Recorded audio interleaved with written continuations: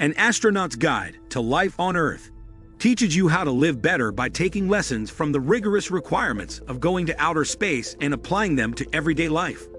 This book teaches the fascinating ins and outs of life in outer space and preparing for it.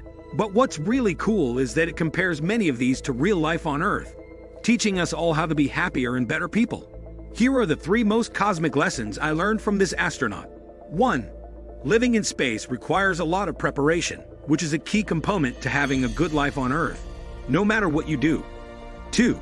If you want to survive as a space explorer, you got to learn how to take criticism, which is a skill we can all learn to be happier. 3. Coming back to Earth after being in outer space is difficult, but also gives astronauts a new outlook and sense of appreciation. Let's start with the first lesson. Lesson 1. You've got to learn the importance of preparation if you want to go to outer space, and if you want to live a successful life.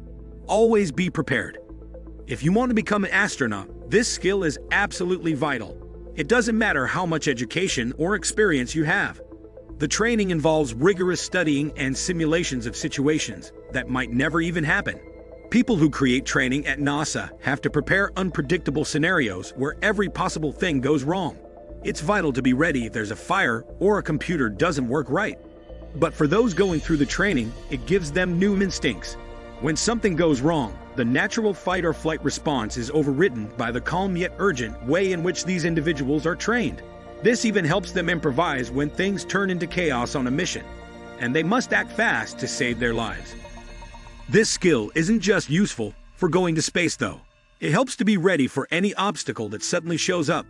When I lost my job last year, for example, some of my preparations made that a lot easier.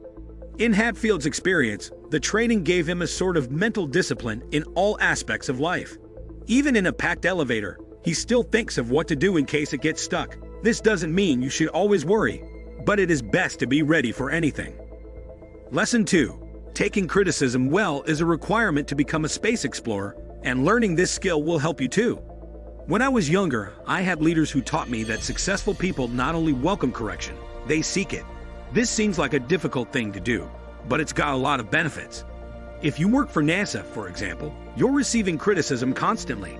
You have to if you want to practice various scenarios until you get them perfect. To catch any mistakes, dozens of people observe simulations. Astronauts' safety depends on how many errors they fix while just practicing. This is similar to striving for excellence in your own life.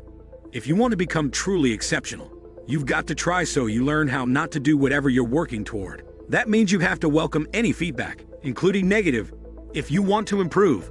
Taking correction well is especially vital if you're on a team like astronauts are. When serious problems arise, the group only has each other to rely on. And if you can't roll with the punches of criticism from your teammates, it will be hard to work together in life or death scenarios. You don't have to be on a team going to space to use this principle though. It's important to be receptive to suggestions in your family and your team at work, no matter what you do for a living. Lesson 3. Getting back from outer space is hard for astronauts, but the journey changes their perspective. If you think the trip to space is hard, wait until you hear about the way back. The Russian Soyuz spacecraft is the only way to and from the International Space Station, and the hour-long landings are notably turbulent. In one 2008 landing, Yuri Melenchenko remembers the parachute that was supposed to slow the craft catching on fire and burning to ashes. While everyone survived, their final touchdown was far from where they were supposed to be. It's also hard to adjust to normal life after getting home from a space mission. In zero gravity, your body's muscles deteriorate, but when you return, the weight of being on Earth is difficult to manage.